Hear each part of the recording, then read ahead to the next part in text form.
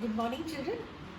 Let's start with the next topic of chapter 2, that is chemical properties of acid and bases. Children, do you remember first we had done about what are acids and what are bases? So just let us have a recap of that. Acid means the substance that produce hydrogen ions in their aqueous solution. Means when they are dissolved in water, they produce hydrogen ions which are unstable, so they combine with water and they form hydronium ion. So they are known as acids. This is a term which is derived from a Latin word, that is acidus. Same way we can define what are bases. Bases are also the substance that releases OH ion in their aqueous solution, and on the basis of this presence of hydrogen ion and OH ion, they show their characteristic properties of acidity and basicity. So now after that, let us see what are the chemical properties of acids and bases. So first let us start with the acid. First property with acid is when acids react with metals, they produce hydrogen gas. Whenever acids react with metals, they produce hydrogen gas. For this, we have already done an activity in the first chapter, but now also I can explain you one activity. For example, if you take some zinc granules, now that is a metal, in a test tube, and you pour HCl acid over it, it will react immediately. Reaction will start, Zn plus HCl, and it will form a salt, ZnCl2 plus H2. That is hydrogen gas. So whenever acids they react with metal, they produce hydrogen gas. Although it depends upon the reactivity of the metal, how reactive they are. On the basis of that, the reactions may be very vigorous, very slow, or very medium. Right. Secondly, we can take the example of another acid also. When zinc reacts with H2SO4. H2SO4 is sulfuric acid. It also forms another salt, that is ZnSO4 plus H2. And we always denote a gas in reaction by a pointing arrow upwards. This is the first property of acids. How do they react with the metals? Next, what happens if we take bases with them? Bases are there are only some bases which react with some metals, and they also release your hydrogen gas and they form a salt. Like we can take an example, another example, that is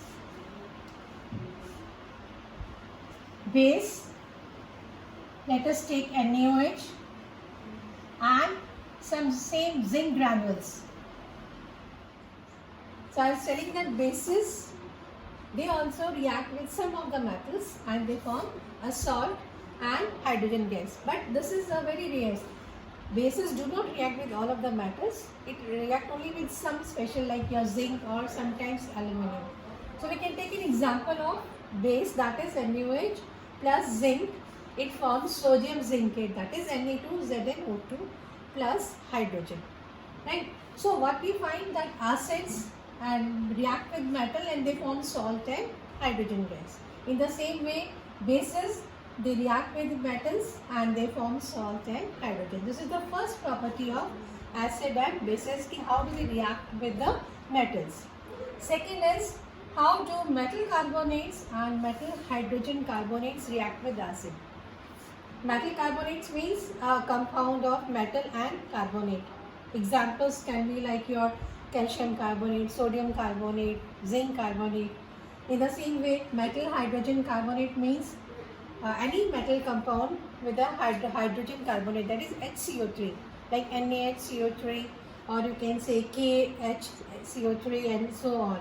When they react with the acids, what is that? Always there is a production of carbon dioxide, water and salt.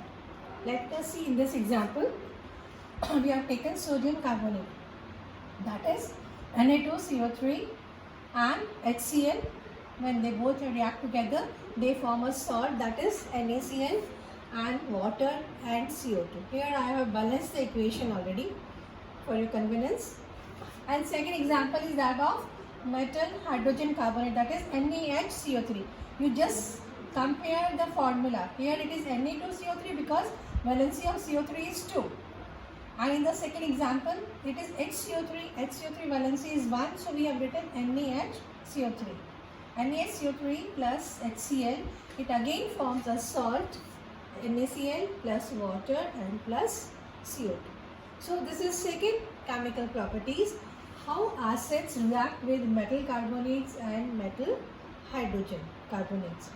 Next we can switch on to the third property, that is what happens when acids and bases react together. This is a neutralization reaction. We have read about in the first chapter also, when acid and bases react, they always form salt and water. This is also how the salts are produced, right? A very simple example is that of NaOH. When combines with HCl, it forms NaCl and water, that is salt and water. So this is the third property. It is a neutralization reaction. When the acids react with bases, they form salt and water. In the same way, when acids react with metallic oxides you can take an example. They also form pure salt and water. That is, you can take the next property, acids plus metal oxide. They also form the same reaction, that is salt plus water. And for this we can take any of the example, right? You can take K2O, that is metal oxide plus acid HCl, it will form salt, that is KCl plus H2O. So to balance it, we just put 2 here and it is a balance. So again salt and water is formed.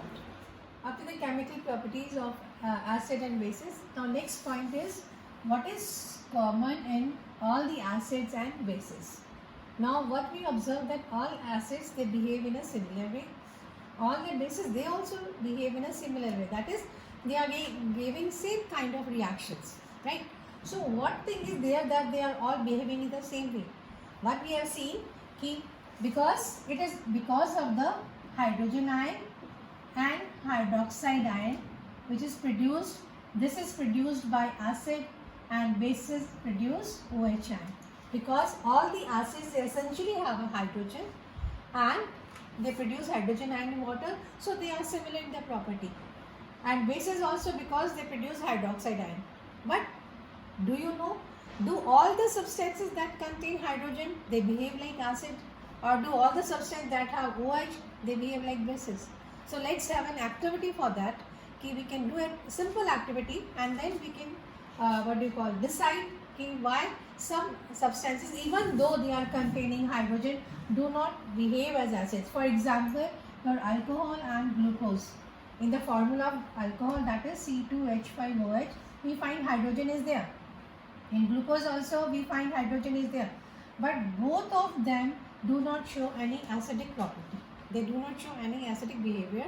And the reason being is that when both are dissolved in water, they do not produce hydrogen ion. So no hydrogen ions or hydronium ion, no acidic property or acidic behavior. Now the activity, we can check it by this activity. Let us take a flask, or you can say a beaker. In this, there is a small cork. On the cork we have fitted 2 nails, iron nails, because iron is a good conductor, and we have joined them with a circuit, a small battery, a bulb and a switch. That is the key. And here we are taking a solution, that is dilute HCl, this way.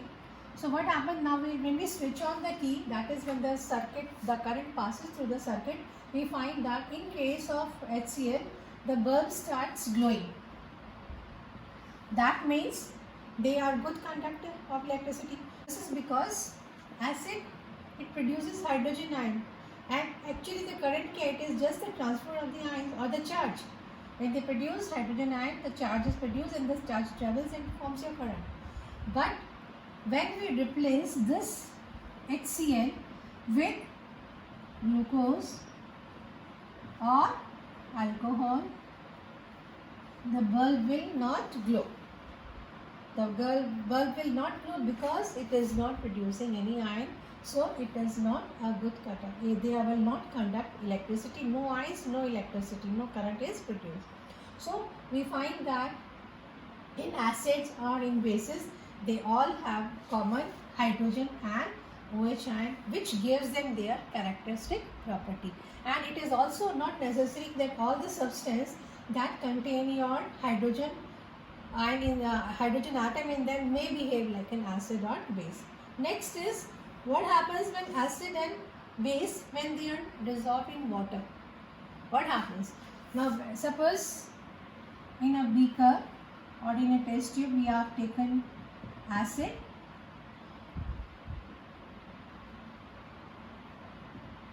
In another beaker you have taken some water. Now what happens if we mix them? And they will also pretty.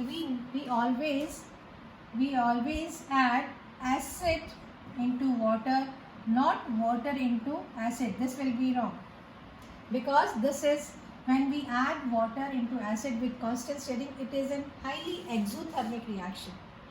Exothermic, immediately if we just pour, like for example, if in water I add some drops of acid, few drops, and if we touch the test tube we will find that it becomes hot. That is exothermic, only on slightly adding of few drops. So that means it is highly exothermic reaction.